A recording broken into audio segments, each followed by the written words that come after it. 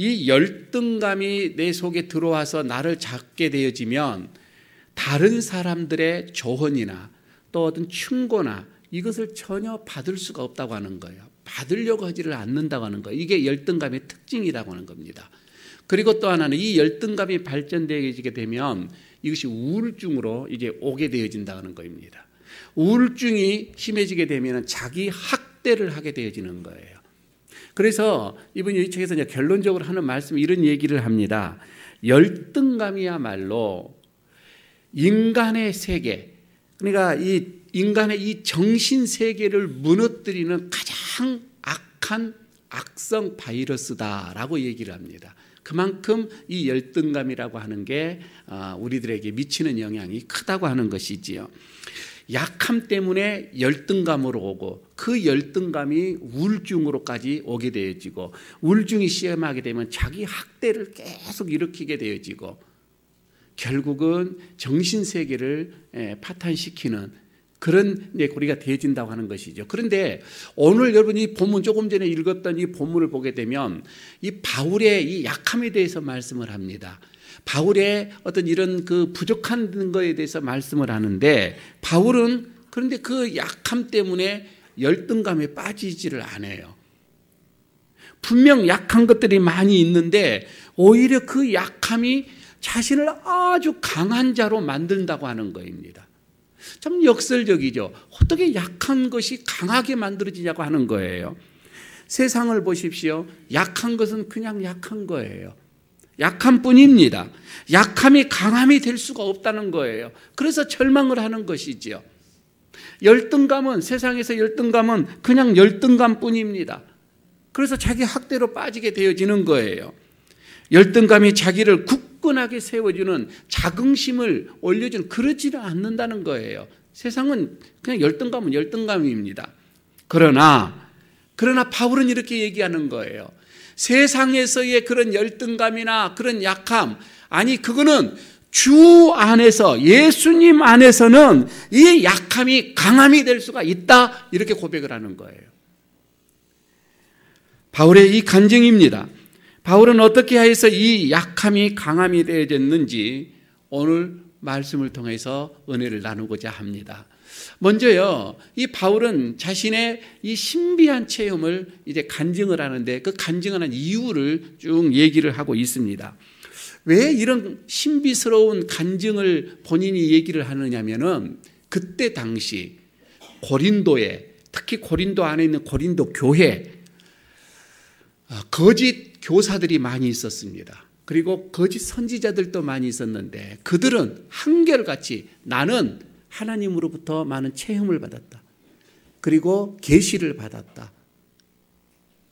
그러면서 사람들에게 나는 참 영적인 지도자다.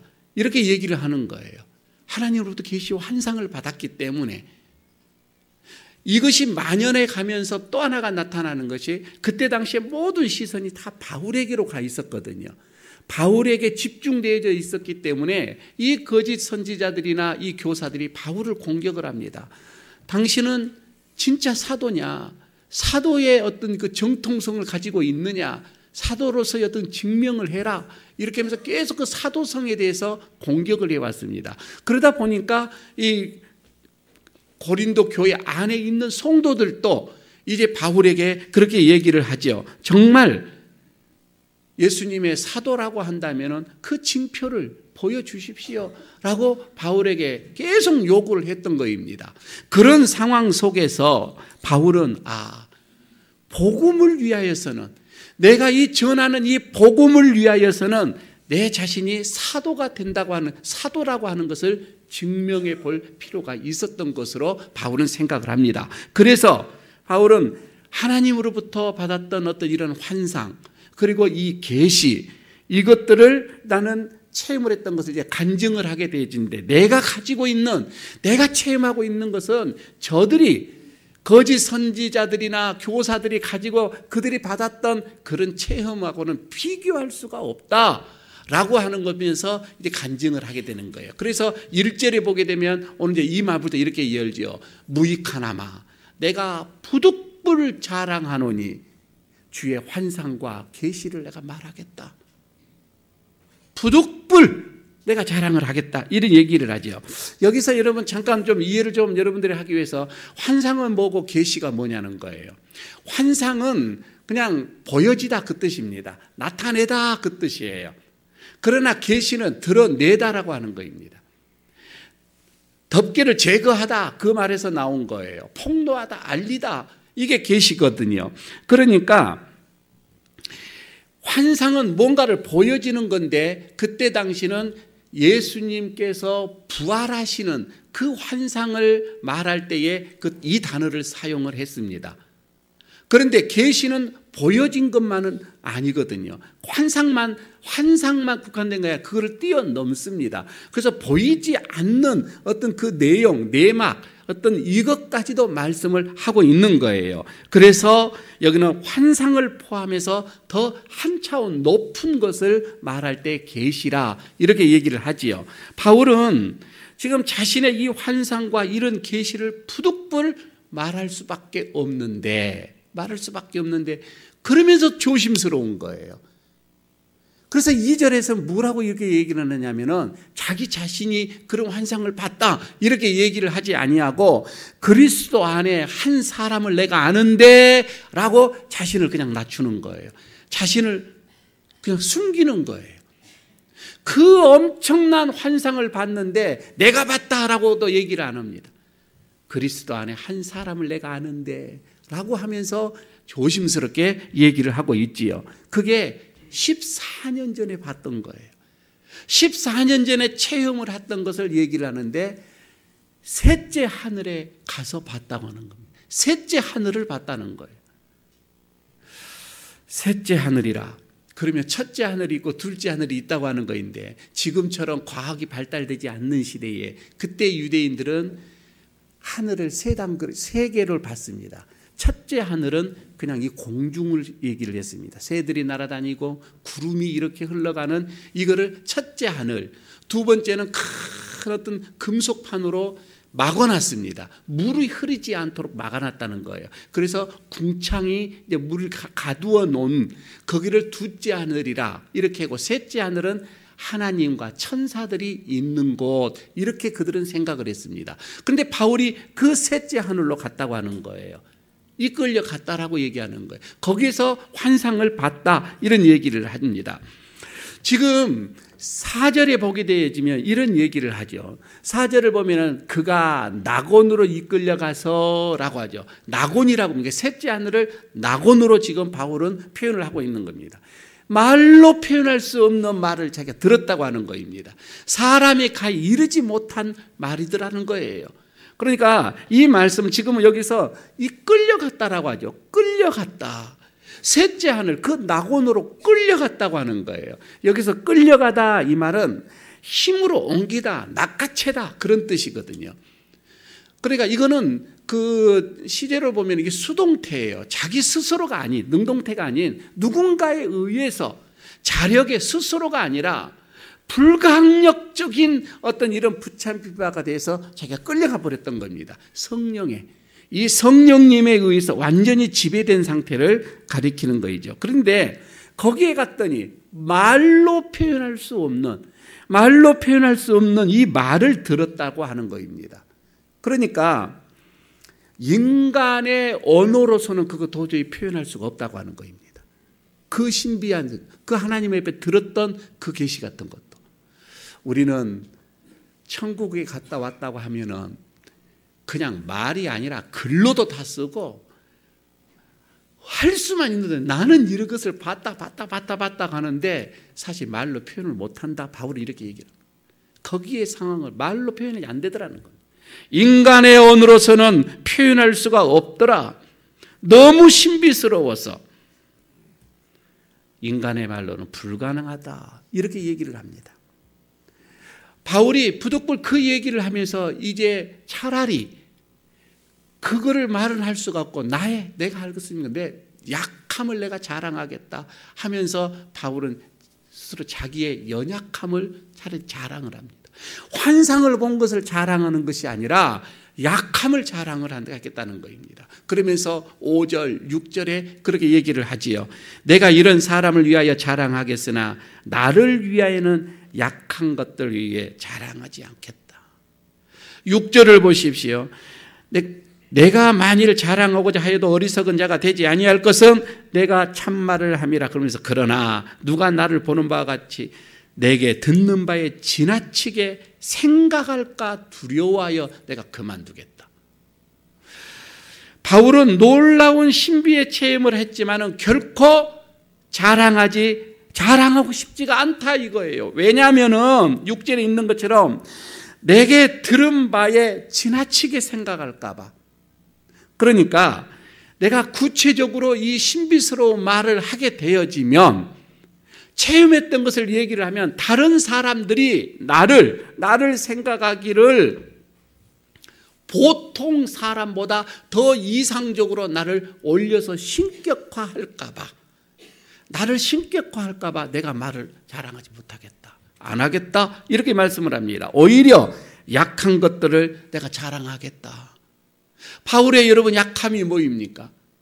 바울의 이 약함은 질병이라고 얘기할 수가 있고 도덕적인 약함이라고 얘기할 수가 있고 어떤 몸에 어떤 마음에 어떤 이런 나약함을 가리킬 수가 있습니다. 그런데요, 그때 상황에 그 많은 선지자들, 거짓 교사들은 스스로 자기 자신이 강하다고 크다고 높다라고 이렇게 자랑을 하는 게 일반적이었는데 바울은 그러고 싶지가 않다 이렇게 얘기합니다.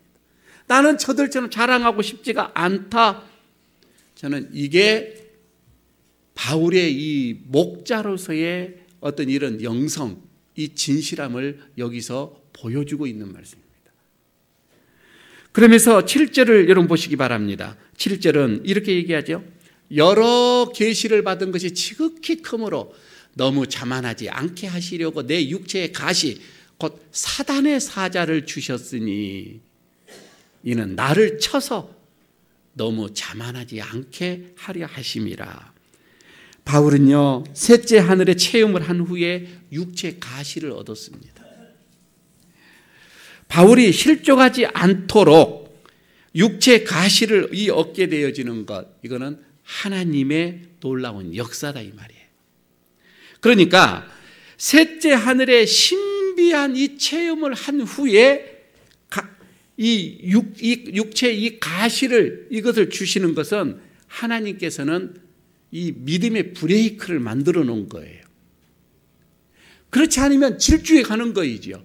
근데 이 가시로 인해서 순간 그냥 브레이크를 거는 거입니다. 교만하지 아니하도록. 이해할 수 없는 이 육체의 가시를 놓고 바울이 기도하다가 이것을 깨닫게 되어지는 거예요. 아, 이것은 하나님께서 나에게 주시는 것이구나. 내가 너무 자만하지 아니하도록, 내가 너무 교만하지 아니하도록 하기 위해서 하나님께서 나에게 이것을 주셨다.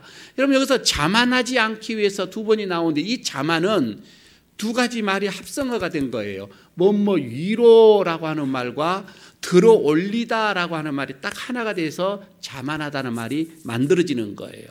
그러니까 스스로를 위로 끌어올리다, 내가 내 자신을 위로 올리다 이거거든요. 내 자신을 높이다, 이게 자만이라고 하는 겁니다. 교만한 말을 말하고 있는 것이지요. 자기 자신을 스스로 높여가는 이 교만함을 그래서 자만이다 이렇게 얘기했는데, 지금 바울은 내 자신이 이 자만하지 않기 위해서, 교만하지 않기 위해서 하나님께서는 가시로 나에게 주었다 이 말입니다. 그런데요, 이 자만함이 어떤 데 또 쓰여졌느냐면 데살로니가 후서 2장 4절에 보면은 이것을 자만하는 것을 어떻게 쓰여진가를 말씀을 해주고 있습니다. 지금 여기서 대적하는 자가 하나님의 성전에 앉아 자기 스스로를 높이는 즉 적그리스도를 여기서 묘사하는 그 오만한 그 어떤 그 마음을 묘사할 때 쓰는 말이었단 말이에요. 이 단어였단 말이에요.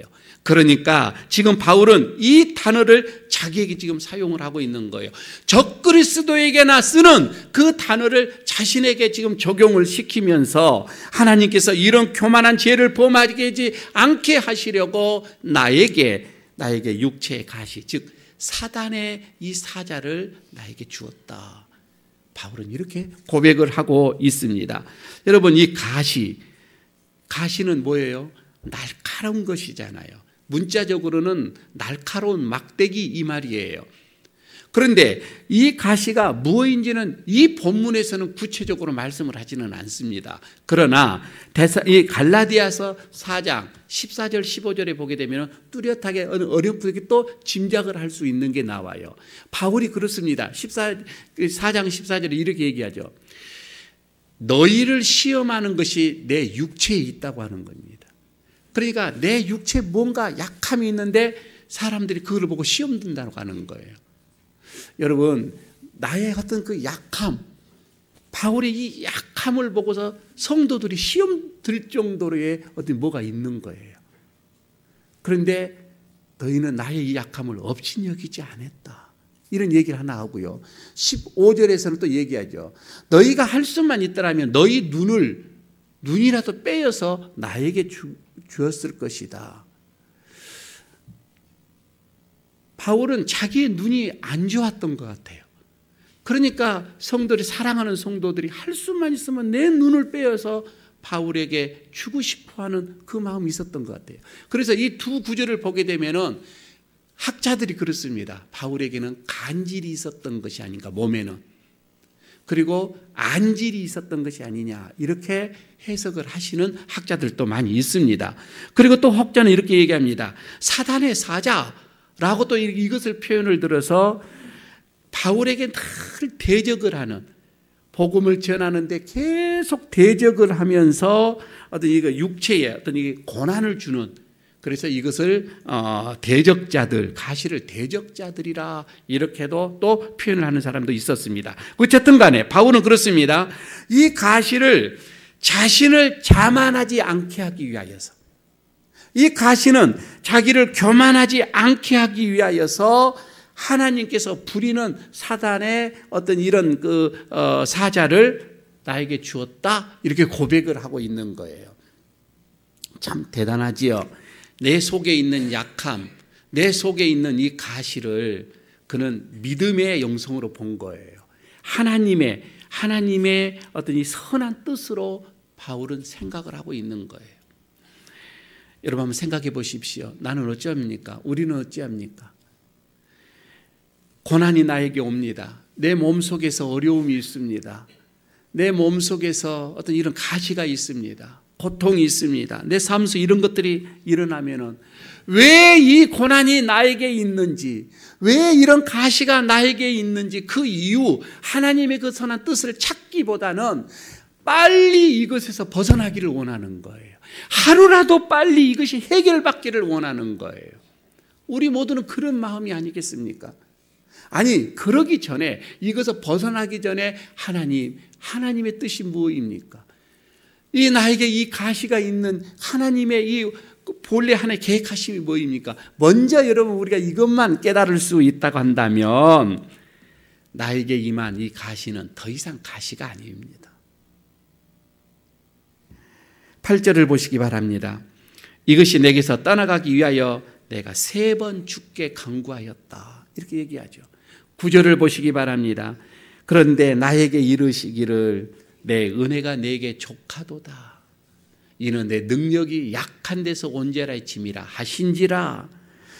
여러분, 지금 바울이 우리가 잘 아는 것처럼 얼마나 능력이 많은 사람입니까? 성경에 보게 되면요, 예수님이 행하셨던 그 능력 바울도 거의 다 행하셨습니다. 그러니까 예수님 다음으로 어떻게 보면 능력을 행했던 그런 바울이에요. 이제 바울이 본격적으로 13장에서부터 나와서 14장에서도 기적을 일으키는 바울의 사도행전의 쭉 모습이 나옵니다. 14장에서는 누수드라에서 전도를 하는데 안진뱅이를 그냥 일으키는 그런 역사가 나옵니다. 그리고 16장에 가 보십시오. 점지는 그거는 그 빌립보지요. 점치는 그 여인에게 들렸던 그 귀신을 그냥 그 속에 있는 귀신을 내어 쫓치는 게 나옵니다. 그리고 또 19장에서는 에베소에서도 목회를 할 때에 얼마나 많은 사람들이 바울의 그 능력으로 해서 병을 고치고자 바울이 가지고 있는 손수건 그거 하나만 얹어도 나았습니다. 바울이 뭐 천막을 치는 어떤 작업을 할 때 입었던 앞치마, 그 앞치마 하나를 가지고서도 병 있는 곳에 얹으면 나섰다 이 말이에요. 그래서 사람들이 그 손수건이나 그 앞치마를 얻고자 그렇게 난리를 했었습니다. 그런 능력이 바울에게 있었지요. 그것뿐만 아닙니다. 20장에 넘어오게 되면 바울이 긴 설교를 하는데 졸다가 그냥 떨어져 죽었던 유두고의 청년이 나옵니다. 그런데 그 죽은 청년도 살려내는, 죽은 자까지도 살려내는 그 바울의 능력이 있었습니다. 그런데 이 바울이 자기의 가지고 있는 안에 있는 몸에 있는 이 가시를 제거하기 위하여서 3번을 기도했다 이 말이에요. 그런데 안 낫더라 이 말입니다. 그러면서 하나님의 음성이 들려집니다. 뭐라고요? 내 은혜가 내게 족하도다. 바울은 여기에서 이 음성을 들었습니다. 족하도다. 은혜가 너에게 족하도다. 여러분, 이 족하도다 이 말은 만족하다 그런 뜻도 있지만은 어떤 목적을 위해서 적당하다 그 말이에요. 그러니까 지금 바울은 자만하지 않기 위한 그 목적을 위하여서 사단의 사자가 자기에게 있는 것이 적당하다 이 말입니다. 만족하다 이 말이에요. 나에게 사단의 사자가 있는 게 교만하지 않기 위해서는 적당하다는 겁니다. 합당하다고 하는 거예요. 납득이 안 됩니다. 그러나 이것을 다른 말로 표현하면 오늘 제목처럼 역설적인 은총이라 이 말입니다. 저는 여기서 이렇게 봅니다. 문제는 관점의 차이다 이 말이에요. 문제는 관점의 차이입니다. 바울은 육체의 가시를 뭘로 봤다고요? 사단의 사자로 봤어요. 아, 이거는 사단의 사자다. 그러나 하나님은 그 지금 바울에게 있는 이 가시를 뭘로 봤다고요? 은혜라 이 말입니다. 하나님은 은혜로 보고 바울은 이거를 사단의 가시로 본 거예요. 사단의 사자로 봤다 이거예요. 한 사건을 두고서 하나님이 보는 관점, 바울이 보는 관점 이렇게 다르더라고 하는 겁니다. 그래서 바울은 원하는 것이 뭐였어요? 바울이 원하게 기도하는 그 원함이 뭐예요? 이것이 없어지는 것, 병이 낫는 것이 바울의 원함이었습니다. 그러나 하나님께서는 그게 아니에요. 바울에게는 꼭 필요한 것이 이것이다, 가시다 이 말이에요. 필요한 것이었어요. 바울에게는 자만하지 않기 위해서는 원하는 대로 응답이 아니라 이거는 필요하다 이 말이에요. 원함과 필요함은 다르다 이 말이죠. 여러분, 우리는 그렇습니다. 나에게 필요해서 하나님의 그 은혜, 나에게 필요해서 하나님의 은혜는 전혀 깨닫지는 못하고 그저 원함만 기도한다면, 하나님 나 이거 원합니다. 이거 원합니다. 여러분, 이것을 원함으로 인해서 응답만 기다리고 왔다면 이거는 우리의 본질이 아니라 이 말이에요. 나에게 필요한 응답과 내가 원하는 응답에 대한 이 분별이 우리에게 있어야 하는 것입니다. 이것이 문제지요. 바울은 하나님께서 육체의 가시를 주시는 것에 대해서 이제 7절에 이렇게 고백을 합니다. 7절 같이 한번 읽도록 하겠습니다. 여러 계시를 받은 것이 지극히 크므로 너무 자만하지 않게 하시려고 내 육체의 가시 곧 사단의 사자를 주셨으니 이는 나를 쳐서 너무 자만하지 않게 하려 하심이라. 바울은 하나님께로부터 받은 은사와 이 계시와 이 지식이 너무나도 많았습니다. 너무너무 많았던 것을 알았지요. 그리고 이로 인하여서 자기 자신이 교만하지 않도록 하기 위해서 내 몸에 약점을 두셨다. 이것을 바울이 깨닫게 되진 거예요. 14년 전 이것을 깨닫고요. 그는 이것을 자랑할 필요도 없었고 이 환상에 대해서 계시에 대해서 엄청난 이것을 봤음에도 자랑이 아니라 나는 하나님 앞에 겸손함으로 믿음의 삶을 그는 살아왔던 것입니다. 이것을 깨달았던 것이지요. 여러분, 우리 에일교회 가족 여러분, 우리 삶 속에서 일어나는 많은 일들이 있잖아요. 문제들이 있잖아요. 그러나 문제가 아닙니다. 우리 속에서 지금 일어나는 많은 사건들, 우리의 가족에서 우리의 자녀들 쪽에서 일어나는 그 많은 일들, 그 사건이 문제가 아니라 그 사건, 그 일들을 어떻게 내가 바라볼 수 있느냐 이거예요. 이 문제들을 내가 어떻게 생각하느냐 이거예요. 그래서 이 신앙의 해석이 필요하다 이 말입니다. 문제가 아니라 왜 나에게 이 문제가 왔는가 이가 아니라 이것을 어떻게 해석을 해야 할 것인가. 이게 여러분 우리들에게 문제라고 하는 것이지요. 힘들고 답답하고 이해할 수 없는 여러분 이런 일들이 나에게 일어났을 때에 만났을 때에 무엇보다도 여러분 이것을 주 안에서 믿음으로 해석할 수 있는 이런 눈이 우리들에게도 있어지기를 바라겠습니다. 하나님께서는 약함이나 이 열등감 다 이겨낼 수도 있어요. 이거를 고칠 수도 있어요. 하지만 내 자신의 더 유익함, 그 필요를 위해서는 이것을 놔둘 수도 있다 이 말입니다. 그래서 하나님은 이 약함을 다루시는 이제 하나님의 이거 손길을 세 번째로 봅니다. 9절을 여러분 보시기를 바랍니다. 그러므로 도리어 크게 기뻐함으로 나의 여러 약한 것들에 대하여 자랑하리니 이는 그리스도의 능력이 내게 머물게 하려 함이니라. 여러분 누가 내 약함을 자랑한 사람이 있습니까? 우리는요 자기의 약함을 할 수 있는 대로 숨기는 게 우리 사람들입니다. 그 내 약함을 숨기기 위하여서 다른 것을 다 더 자랑하고 올리는 것이잖아요. 나는 이렇게 약합니다. 나는 이렇게 부족합니다. 이렇게 자랑한 사람이 없어요. 그러나 지금 여기서 바울은 자기의 이 약함을 기뻐한다 이 말입니다. 그러면서 자랑하겠다고 하는 것입니다. 기도하여도 응답받지 못했던 이 자신의 육체적인 이런 가시, 약점, 열등감 이거에 대해서 딱 결론을 여기서 지금 내려버리는 거죠. 이런 약한 것들은 예수 안에서는 하나님의 능력이 임하게 되어지는 통로다 이 말입니다. 통로돼요 이게. 약한 것이 하나님의 복을 누리길 수 있는 통로라고 하는 겁니다. 바울은 이렇게 결론을 내려버리는 겁니다. 이것은요 예수 안에서만이 해석할 수 있는 역설적인 은총이다 이 말입니다. 밖에서는 이건 아니에요. 이해할 수 없는 비밀입니다. 열등감과 약함, 이런 우리 성도들에게 그것이 있어서 내가 좌절하거나 그것이 있어서 내가 힘들어하거나 여러분 절망에 빠지는 이런 가시가 아니라 오히려 이런 나의 약함, 나의 이런 열등감들이 하나님의 은총, 하나님의 임재, 하나님의 능력, 하나님의 사랑, 하나님의 이런 복을 부어받을 수 있는 그런 하나의 그릇이 된다 이 말입니다. 또 어떻게 보면 이 약함, 여러분 솔직하게 이 약함이 있게 되어지면 내 자신을 냉철하게 성찰할 수 있는 또 기회가 되어지는 것입니다. 그리고 또 이 약함은 내 무능함, 나는 보잘것없다, 나는 연약하다, 나는 정말 아무것도 아니다 라고 이렇게 겸손하게 내 자신을 인정할 수 있는 것도 되어지는 거예요. 그래서 바울은 이렇게 고백하죠.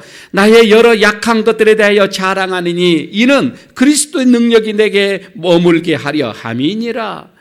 약함을 자랑하는 사람, 여러분 주변에서 나는 이게 약해요, 나는 이게 부족해요, 나는 이것이 나는 이것만 생각하면 나는 아무것도 할 수가 없어요. 이렇게 떳떳하게 자랑할 수 있는 사람, 여러분 이런 사람은 지금 우리 본문에서 말씀을 하고 있는 것처럼 하나님의 이 은총, 약함 속에서 임하는 이 은총의 비밀을 알아버린 사람입니다 이 말이에요. 알았기 때문에 이 약하면 하나님의 능력이 있다는 것을 알기 때문에 그냥 자랑해 버리는 거예요. 여러분 오늘부터 내 약함 자랑하시기 바랍니다. 나는 이게 약합니다 라고 자랑하십시오. 약함 때문에 좌절하지 마시고 그걸로 인하여서 하나님의 은혜를 보는, 하나님 앞에 더 가까이 나가지는 그런 복된 사람이 되시기를 바라겠습니다. 마지막 10절을 보시기 바랍니다. 그러므로 내가 그리스도를 위하여 약한 것들과 능력과 궁핍과 박해와 공고를 기뻐하노니 이는 내가 약함 가운데에 강함이라. 약한 가운데 강함이라. 왜 약할 때 여러분 기뻐할 수가 있습니까? 어떻게 이렇게 역설적인 어떤 이것이 가능합니까? 바로 그리스도의 능력이 그렇다 이 말입니다. 그리스도의 능력이 약한 것들 위에 머물기 때문에 그렇습니다.